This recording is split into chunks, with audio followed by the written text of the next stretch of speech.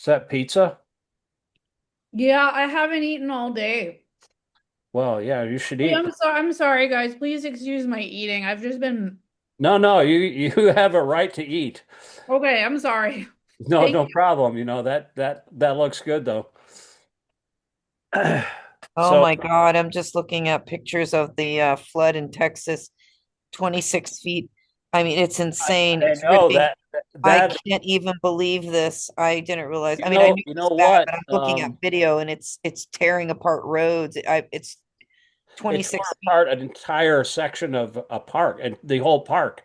It just wiped it out, It's trees and and all. there's there might be over 100 people, a lot of them kids, I gone. know, yeah. It's like they've already said like this morning, I think It 53 and took then apart whole 27. bridges, whole roads, whole bridges.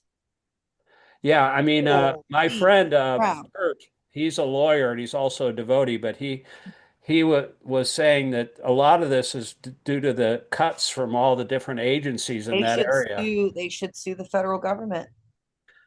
Yeah, well, there's this one crazy lady that's running for Congress in Georgia. She said it's all fake. Oh my Oh God. my God.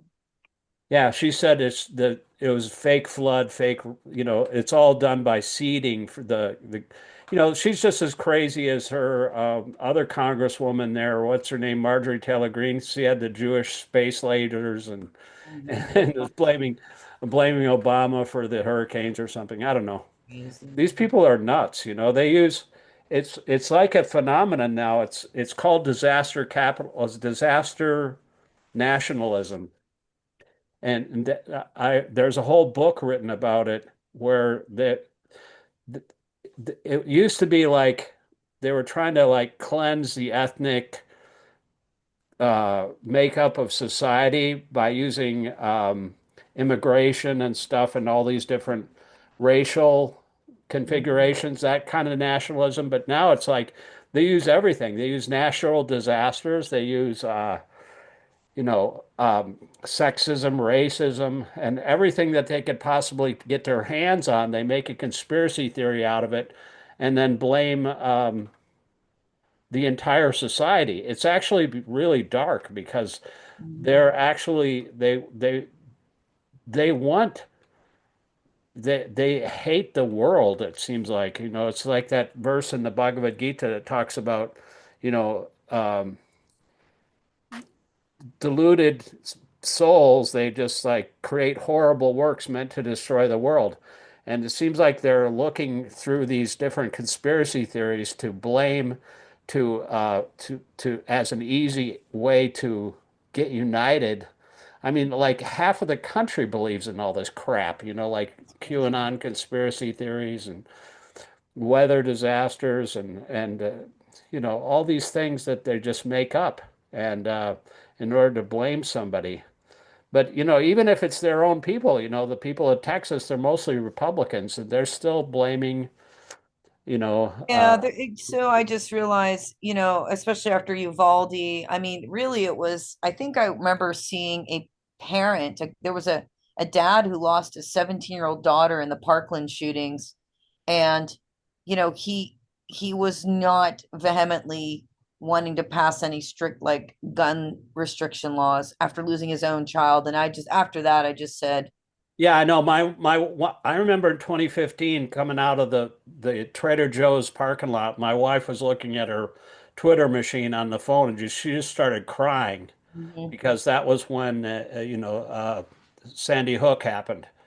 All those mhm. children, and they Yeah, didn't that was pass any rules about that either. 2012. Yeah, Nothing that was, happened after that. yeah, I I mean, mean, nothing honestly, happened after losing a whole classroom full of first graders. right. What the Yeah, hell is going to happen? You know what? right. What can you do?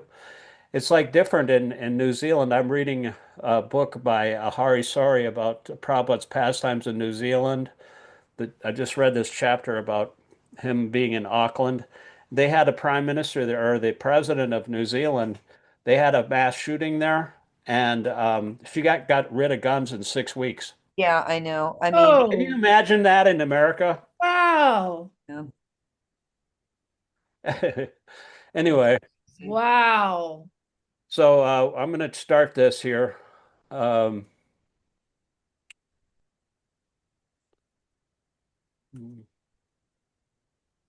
Okay, we're starting with a new book. Yay! Nectar of Devotion. First it was a Nectar of Instruction. Now it's the Nectar of Devotion, both written by the same person in Sanskrit. This is a summary study, actually.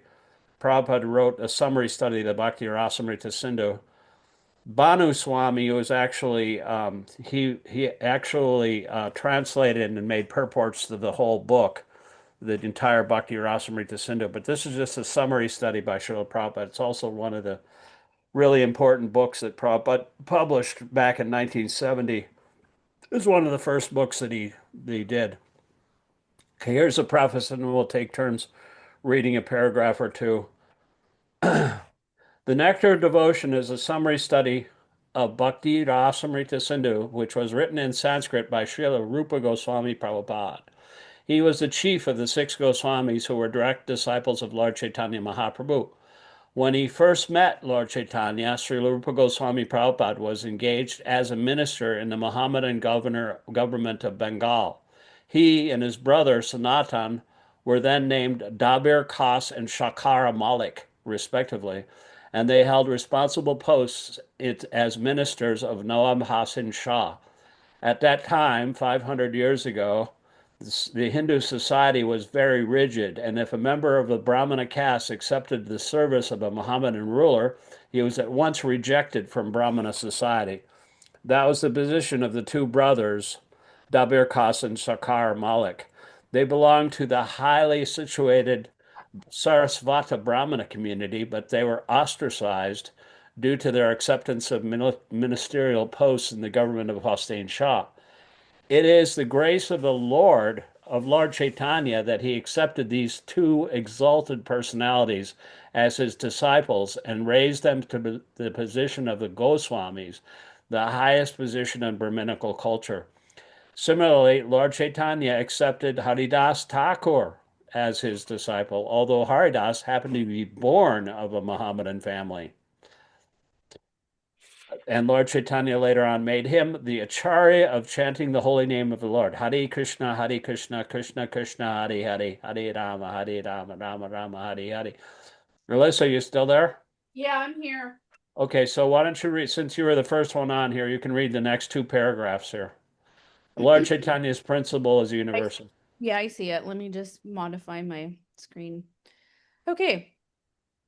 Lord Chaitanya's principle is universal. Anyone who knows the science of Kṛṣṇa and is engaged in the service of the Lord is accepted as being in a higher position than a person born in the family of a Brahmana. That is the original principle accepted by all Vedic literatures, especially the Bhagavad Gita and Srimad Bhagavatam. The principle of Lord Chaitanya's movement in educating and elevating everyone to the exalted post of a Goswami is taught in the Nectar of Devotion. Go ahead. Okay. Lord Chaitanya met the two brothers Dabir Khas and Sakara Malik in a village known as Ramakeli in the district of Malda. And after that meeting, the brothers decided to retire from government service and join Lord Chaitanya. Dabir Khasa, who was later to become Rūpa Gosvāmī, retired from his post and collected all the money he had accumulated during his service. It's described in the Chaitanya Charitamrita that his accumulated savings in gold coins equaled millions of dollars and filled a large boat. He divided the money in a very exemplary manner, which should be followed by devotees in particular and by humanity in general. 50% of his accumulated wealth was distributed to the Krishna-conscious persons, namely the Brahmanas and the Vaishnavas. 25% was distributed to relatives, and 25% was kept against emergency expenditures and personal difficulties. Later on, when Sakara Malik also proposed to retire, the Nawab was very much agitated and put him into jail.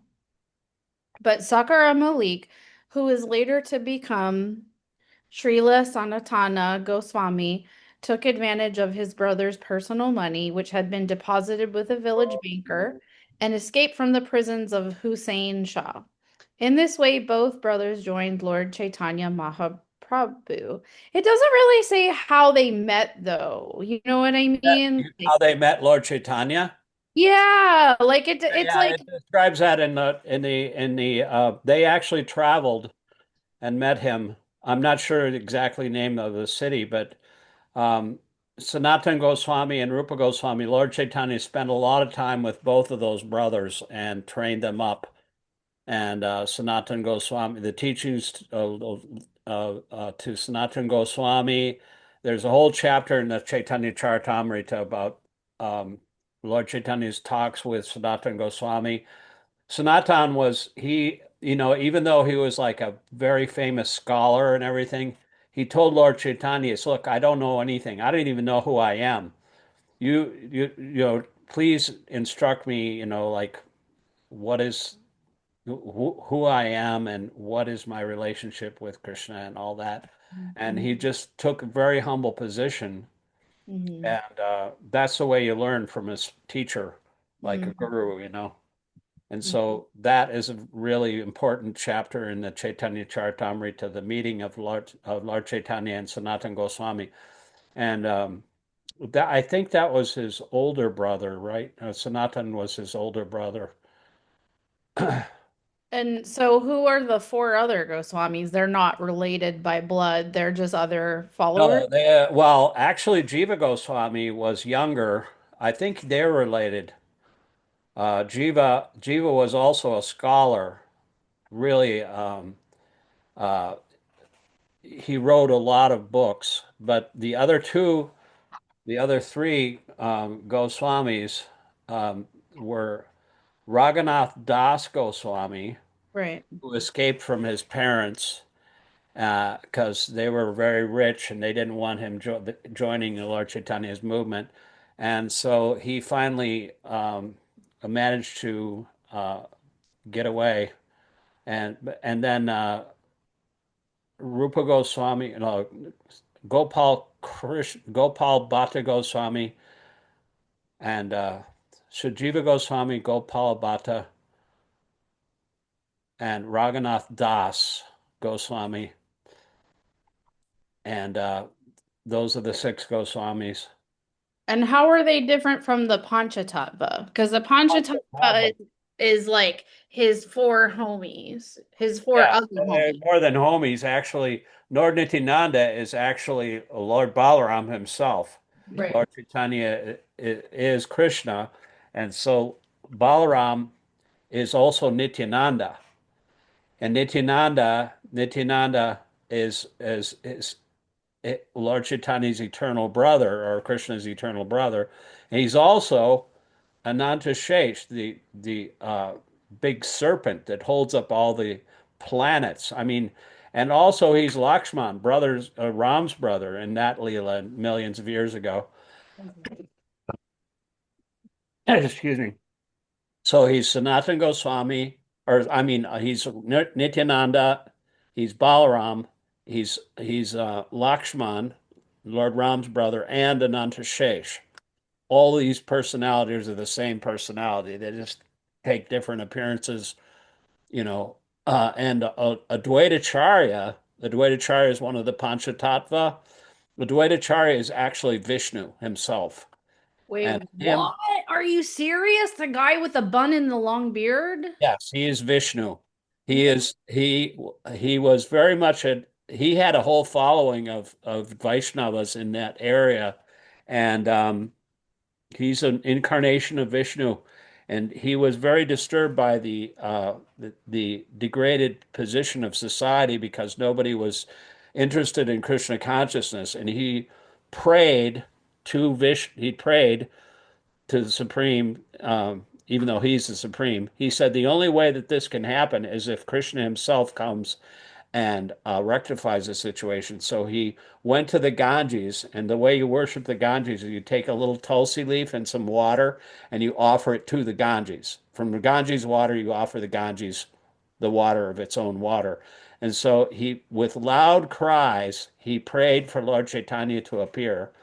And between him and Haridas Thakur, who was Lord Brahma himself, Sanatana Goswami, the person that was born in a Mohammedan family, The Nawab Hasan Shah and Sakar Malik were employed by the Muslims, but Haridas Thakur was born as a Muslim, and he was Lord Brahma. He had incarnated um, to help Lord Chaitanya in his mission because Lord Brahma had prayed to Lord Chaitanya in his previous incarnation as Kṛṣṇa.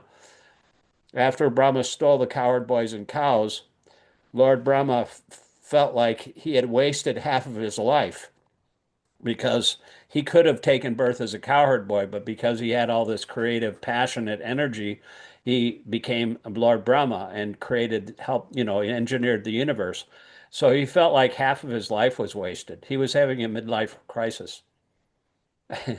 And so he prayed to Lord Chaitanya. He went to Navadvip. This is Lord Brahma, the creator of the universe, the first created living entity. And he went to Navadvip and he prayed to Lord Chaitanya because he knew that Lord Chaitanya would appear. It's 4,500 years later. And Lord Chaitanya appeared to him and he said, "Okay, Brahma, what do you want?" He said, "I don't want to, I feel like I've wasted half my life and I don't want to waste the second part of my life." He was already like 150 trillion years old, so that's a long time to have a midlife crisis. But he prayed to Lord Chaitanya, and Lord Chaitanya said, "Okay, well, take birth in a Mohammedan family, and you're going to be known for chanting the Hare Krishna mantra. And I'm going to make all the other demigods drunk with the holy name, and you'll be there." And then he left, and then Lord Brahma just fell on the ground and passed out, and he started crying. And so that's the way Lord Haridas Thakur became, or Lord Brahma became Haridas Thakur and appeared in Lord Chaitanya's pastimes. The other two, Haridasa Thakur, he's not in the Panchatattva, is he? no, he's not in Panchatattva, but we're talking originally about Advaita Acharya and Nityananda. Right. And the other two, Srivas, Wait, which one is I'm looking at the picture right now because I have it posted. yeah. There's one that is closer to Lord Chaitanya. He's got his arms up, and then there's one farther away that has his hands in prayer pose. Which one is which? I'd have to look at the picture, but Lord Nityananda is always next to Lord Chaitanya, and Right. he's the one that has his arms up in the air. And the other two are Srivas and Gadadhar. Gadadhar is an incarnation of Radharani, and then Srivas is this personification of devotion. But these are actually, you know, Advaita is actually Vishnu incarnation.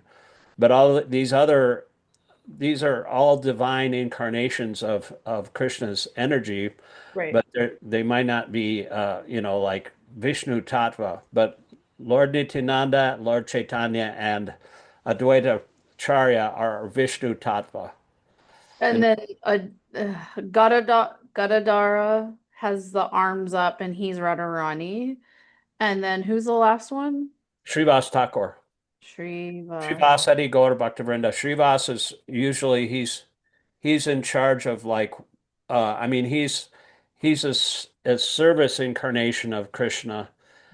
He personifies the devotional service mentality, which is really important. Actually, all of Lord Chaitanya's disciples are in that mood. Even Lord Nityananda is in the mood of service to Lord Chaitanya. Anyway, Sorry to get you off no, track, but no, that's fine. I love talking about this stuff because, if you really want to know, you should read this. There's a short book called the Sri Chaitanya. No, it's the Chaitanya Bhagavat. I can send you a link. That's one of my favorite books because it talks about Lord Chaitanya's associates and his earlier pastimes.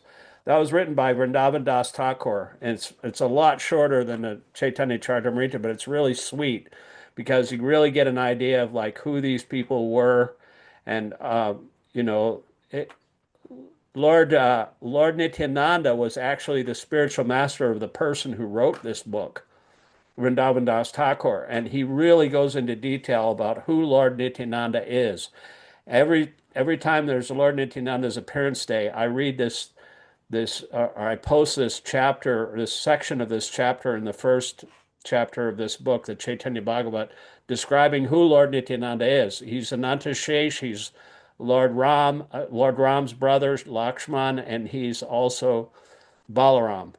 And so, he's such an exalted personality. You can't even imagine how great Lord Nityananda is, or Lord Balaram is. They're the supreme personality of Godhead.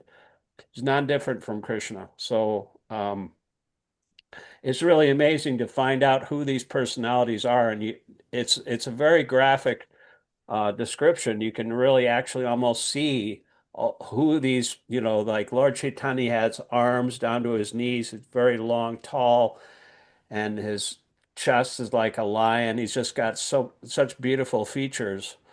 But you get an idea of like who these people were and who they are, and they're it's really just a sweet little book. The Chaitanya Charitamrita is everything that wasn't included in that book. And it's like focusing on Lord Chaitanya's later pastimes and his instructions to Sanatana and Rupa Goswami, because those government ministers, they were the chief of the Goswamis, the two brothers. Mhm. But let's just continue here. Okay, here's the city where they met, Prayag in Allahabad. That's where Prabhupada has his pharmacy business in Allahabad, India. Mhm. Before he became to America, he had his pharmacy in Allahabad. Rupa Goswami first met Lord Chaitanya in Prayag, Allahabad, India, at the Dashrameta bathing ghat of that holy city and instructed him continually for 10 days. The Lord particularly instructed Rupa Goswami on the science of Krishna consciousness. These teachings of Lord Chaitanya to Śrīla Rūpa Gosvāmī Prabhupāda are narrated in our book, Teachings of Lord Chaitanya. That was one of the first books that Prabhupada wrote about Lord Chaitanya, Teachings of Lord Chaitanya. It's a short book. It's not the Chaitanya Charitamrita. The Chaitanya Charitamrita is like multiple volumes in 3 sections. Later, Sri Rupa Goswami elaborated on the teachings of the Lord with profound knowledge of revealed scriptures and authoritative references from various Vedic literatures. Srila Srinivasacharya describes in his prayers to the 6 Goswamis that they were all highly learned scholars, not only in Sanskrit, but also in foreign languages such as Persian and Arabic. They very scrutinizingly just studied all the Vedic literatures in order to establish the cult of Chaitanya Mahaprabhu on the authorized principles of Vedic knowledge. Cult is not it's become a derogatory term because they say the cult of Hare Krishnas, but Mhm. cult is based on the word culture. The cult of Lord Chaitanya. Prabhupada always referred to the cult of Lord Chaitanya as the teachings of Lord Chaitanya and the devotees of Lord Chaitanya. The present Krishna consciousness movement is also based on the authority of Śrīla Rūpa Gosvāmī Prabhupāda. We're all followers of Rupa Goswami because he really knew the mind of Lord Chaitanya and he wrote it all down. And he established the mission of Lord Chaitanya in this world by his writings. That's why we're reading these books, because it's actually the mind of Lord Chaitanya.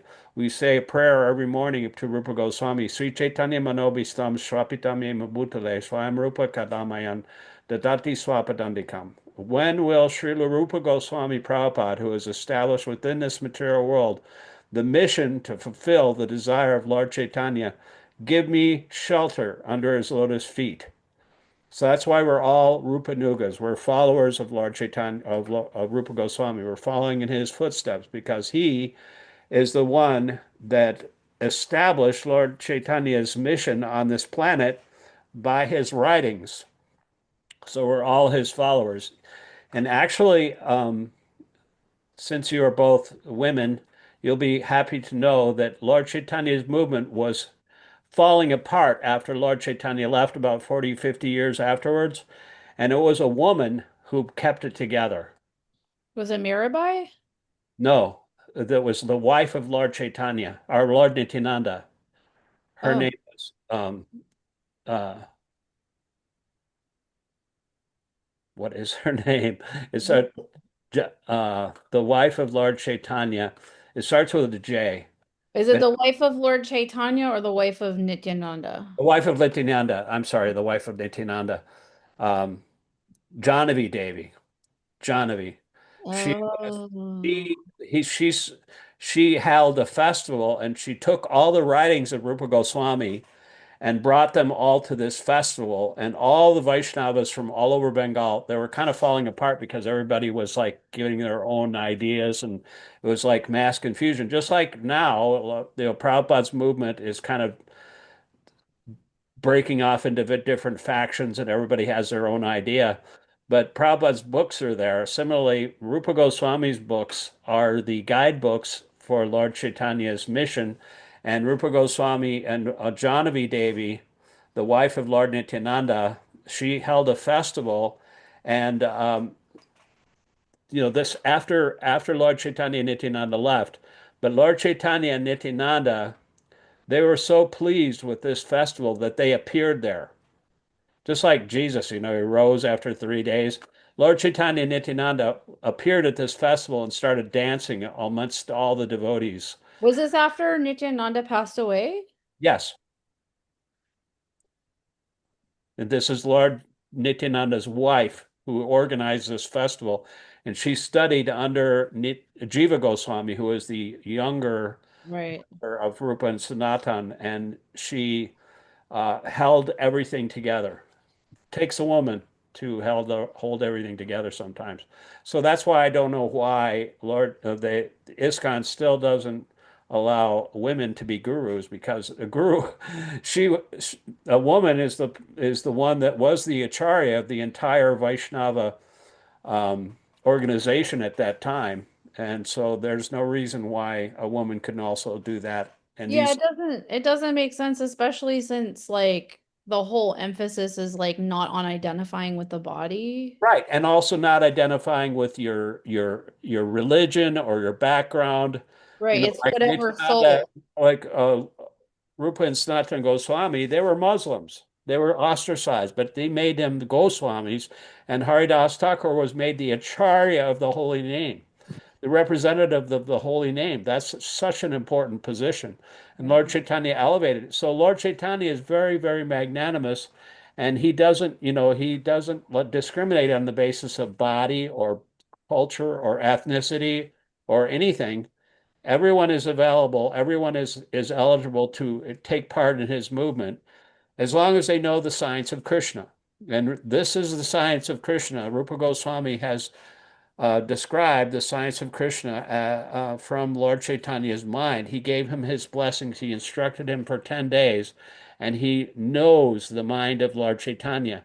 And that's why Prabhupada's spiritual master, one of his pranam mantras, the way we honor Bhakti-siddhanta as Prabhupada's guru, is that he follows the footsteps. He's a very strict follower of Rupa Goswami. He doesn't accept anything that deviates from Rupa Goswami's teachings. So these are these are Rupa Goswami's teachings of Lord Chaitanya in this book. And so let me just finish this paragraph and then you can read, Allysa. Sure. We are therefore generally known as Rupa Nugas, or followers in the footsteps of Śrīla Rūpa Gosvāmī Prabhupāda. It is only for our guidance that Śrīla Rūpa Gosvāmī prepared his book, Bhakti-rasāmṛta-sindhu, which is now presented in the form of the Nectar of Devotion, the summary study book. Persons engaged in Kṛṣna consciousness movement may take advantage of this great literature and be very solidly situated in Kṛṣna consciousness. Go ahead. Does Zoe not want to read? Oh, is that your turn now, Zoe? I guess I'm sorry. I guess so. I Yeah. can read if you don't want to, Zoe. I just wanted Yeah, to. go ahead. Okay. I wanted to give you a chance. I didn't know if you were out or what was going on. I can read. Bhakti means devotional service. Every service has some attractive feature which drives the servitor progressively on and on.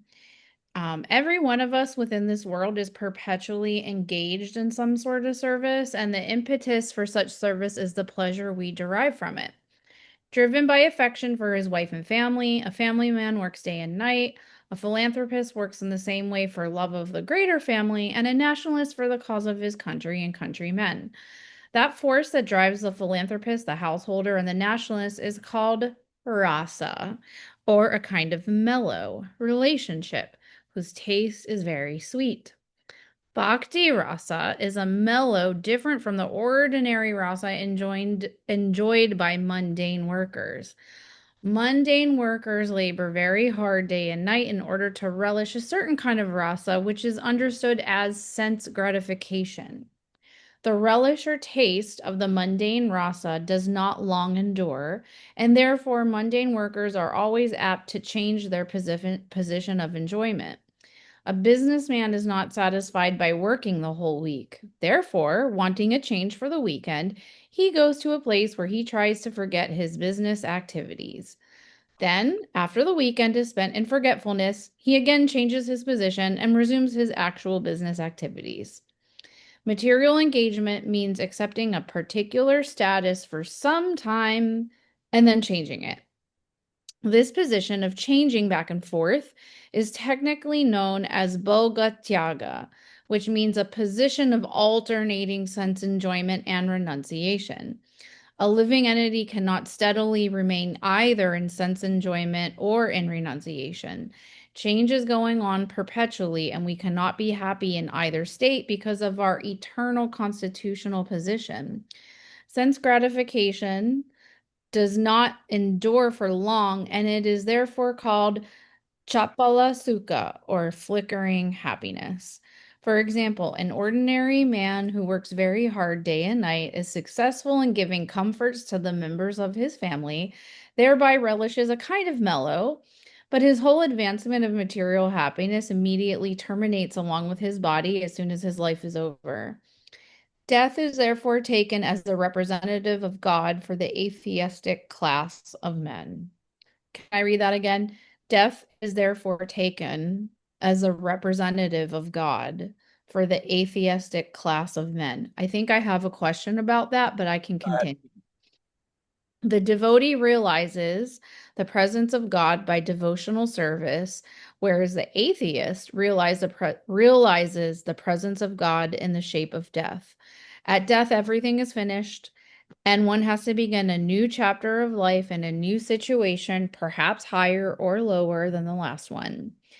In any field of activity, political, social, national, or international, the result of our actions will be finished with the end of life. That is sure. Death and taxes, the two sure things. Death is therefore taken as the representative of God for the atheistic class of men. Yeah, I mean, the atheists don't believe in God. They think I'm in control. I'm free. I can do whatever I want. But are they free from death? No. God is the form. God is death for death is God for the atheist because they have to submit to death. Oh, okay. Born, then you have to die in this material world. Of course, the soul is eternal. Nobody ever dies, but your body is finished at death, and so is all of your possessions and your friends and family. Everything is finished. That's why it's one of the evils of the material world. Birth, death, old age, and disease are the four evils. So, Zoe, you want to read the next paragraph here? Does that answer your question? Yeah. Okay. Thank you. Okay. Where's the top? Bhakti-rasa. Bhakti-rasa, however, the mellow relish and the transcendental loving service of the Lord does not finish with the end of life. It continues perpetually and therefore is called amṛta, that which does not die but exists eternally. This is confirmed in all Vedic literature. The Bhagavad Gita says that the little advancement in bhakti rasa can save the devotee from the greatest danger, that of missing the opportunity for human life. The rasas derived from our feelings in social life and family life, or in the in the greater family life of altruism, philanthropy, nationalism, socialism, cosmism, etc., do not guarantee that one's next life will be as a human being. We prepare our next life by our actual activities in the present life. A living entity is offered a particular type of body as a result of its action in the present body. These activities are taken into account by a superior authority known as a deva, or the authority of God. This deva is explained in the Bhagavad Gita as the prime cause of everything. And in the Srimad Bhagavatam, it is stated that a man takes his next body by deva netrenya, which means by the supervision of the authority of the Supreme. In an ordinary sense, deva is explained as destiny. Deva supervision gives us a body selected from 8,400,000 forms. The choice does not depend on our selection, but is awarded to us according to our destiny.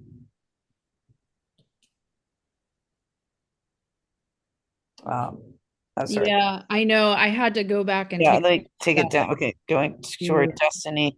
I'm sorry. If our body at present is engaged in the activities of Krishna consciousness, then it is guaranteed that we will have at least a human body in our next life. And a human being engaged in Krishna consciousness, even if unable to complete the course of Bhakti Yoga, takes birth in the higher divisions of human society so that he can automatically further his advancement of Krishna consciousness. Therefore, all bona fide activities of Krishna consciousness are amṛta, or permanent. This is the subject matter of the Nectar of Devotion. Yeah, it's amrita because it's Amrita. deathless, because whatever advancement you attain in Krishna consciousness, that goes into your eternal bank account. It's eternal in that sense. You know, in other words, if you go halfway, you become halfway pure in Krishna consciousness, then you start in your next life at 50%. If you complete 1% in this life, you start in the next life at 2%. But the whole idea is to get out of the material world altogether so you don't have to take birth again. Right. And that's not even the goal of life. A devotee doesn't even care if he takes birth again, as long as he can be engaged in Krishna's service, because it doesn't matter for a devotee if he is in heaven or in hell or for what body he's in. As long as he can engage in the service of Krishna, he's happy. So I guess, I guess we can wrap it up here because it's getting from 45 minutes to an hour. Does Wow. anybody have any questions about what's been read so far? No. I think maybe next time I would love to review, just the Panchatattva. I have a good picture of it. Yeah, they have Um, the original in the palace. Have you been in the palace? The original painting of the Panchatattva was made by Muralidhar, and there's a beautiful painting of the five.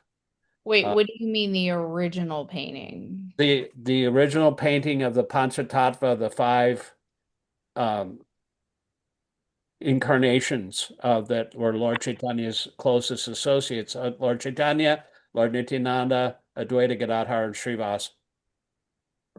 The original painting was done in our palace in New Vrindavan? It was done in New Vrindavan. Muralidhar was one of the best painters in ISKCON, and he created all kinds of really wonderful paintings. And Oh. yeah, he painted that picture in the Oh. palace. Oh. Probably the one you're looking at. I had no idea. Yeah, Muralidhar. He's very famous in ISKCON. He's no longer in ISKCON, unfortunately, but Oh. he said half of his life was wasted in being a devotee. That's But okay. he became a little uh, disassociated with the devotees Yeah. after a while. But he made a lot of beautiful paintings, Huh. uh, and all the paintings in the palace are original oil Uh-huh. paintings that were made by the devotees in New Vrindavan. Some were made by Muralidhar, others by other devotees. Like all the murals on the ceilings and the walls, Mhm. they're also hand painted. But yeah, we can talk about the Yeah. tattva next time. Yeah. And I have a physical book copy of the Nectar of Devotion, the original one in like the pink jacket. Oh So, yeah, that's the first one that I had too. That was published in 1970. yeah. That's the original first edition. Yep. I love that painting on the cover there, the ocean of the nectar of devotion. I was thinking, like when you see that picture of Radha and Krishna in that pink, I mean, it's kind of a mystical book. You Yeah, just I just got it for $9 at the bookstore up the street like a couple weeks ago. That's actually pretty rare. I I mean, don't I saw the nectar of devotion. This picture here. Let me show you. Some of these books, I have this book here. If either of you want this book, this is also an original copy of that's the original book that Prabhupada um, uh, the devotees put together. I have that book here. Let me show you. I think I have a copy here. yeah, look how beautiful that is, Zoe. Yeah, that was one of the original. But if you want that book, I can send it to you. But you already have the I pink. have the pink one. I This have is the exact same thing. That was a reprint of this book. This is the original. See, $3.95. Yeah, this is like $100 now on eBay. You know what this one is selling for? This is also on eBay. It's selling for $1,900. Yeah. You want to go get them now here? What's that? Oh, she's on the phone. Oh, okay. Okay. 1900, you said? $1,900? 19, they just inflate those prices. That's a ridiculous price. Can I go now? It's so beautiful to look at. I gotta say, dude, I'm really, really bummed. I was supposed to be helping out I was supposed to be staying in the ashram next week, and now I don't think I can. Yeah, because your parents' situation, right? Yeah, I don't think I'm gonna talk to Tulsi Manjari tomorrow because we were supposed to Well, plan. maybe it'll change. Maybe your mother will get able to stay at home. I don't know. Yeah, I don't know. My mom was supposed to take care of my cat while I'm in the ashram. So, All right, yeah, nobody's be able to do that. right. So I I know don't, Zoe can't take care of it because she's allergic to cats. yeah, right. That's why I was like, I don't know if I'm gonna be able We to. would take we would take her, but we have two cats, but one of them is like kind of a stray, and she's a little older. And when Yeah. we got our little kitten, Sydney, she freaked out. So we don't want to do that to poor Okay. Sophie. She was like hissing at him and screaming at him. He was so small, he would fit on my shoe. Oh, He was so cute. But she was like screaming at him, and Sydney was like, "Yeah, who are you again? You must be new here." He was like the alpha male right from the very beginning of his residency here. But he wasn't afraid of anything. He's like he owns his house, and he didn't really care how much Sophie was screaming at him. But we can't have any other cats, unfortunately. But otherwise, we'd take care of them. yeah.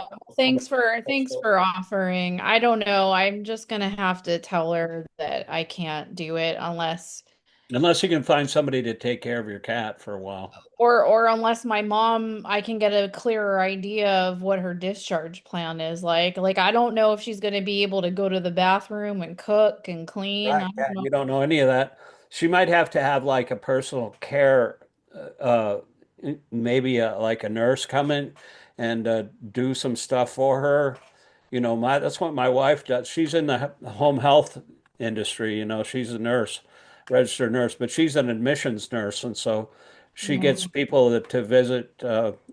She gets other nurses to uh, go on regular visits to people in that kind of situation that Yeah. have injuries or wounds or whatever it is. They have to Yeah. change their catheter or whatever. Yeah. I know. I But know. anyway, yeah, keep us updated and Yeah, I will. I'm just I'm sorry. really sorry you may not be able to go, but Krishna willing, it's just a matter of time Yeah. that you'll be able to go there. I know that's kind of a bummer that situation. All year, dude, we've been planning this all year I for know. Yeah, it's like, oh, that's terrible. you But know. anyway, it's everything's based on desire, and Krishna will give you a chance to associate with the devotees there in New Vrindavan. Some way, right? Might not be for summer Yeah, camp. you're young. You're only 40 something years old, so you've got a lot of time left, hopefully. Hope so. Yeah, Krishna willing, he'll let you associate with the devotees. If Okay. not in this life, maybe in your next life, So, has anybody anything else you want to cover here No, or no, I do gotta get going. I've got to go get Jules right now. So okay. I will check back on Tuesday then. Are you coming down here, Zoe, then? Are you coming down to Wilkinsburg? Yeah, I gotta go down to grab him. Oh, do you want to come Yep. say hi to me, or Yeah. do you want to text me when you're on your way? Yeah. I'm gonna leave now. Okay. She All lives, right. her son lives right next door to me. Yeah. Oh, really? In Yeah. Wilkins? We're Wow. we're one big gay Krishna family over here. All right. That's awesome. Okay. All right, we'll talk to you Okay. guys later and Okay. Bye, Shakti. Okay, thank you. All right, stay woke. Hare Krishna. Hare Bye, Krishna.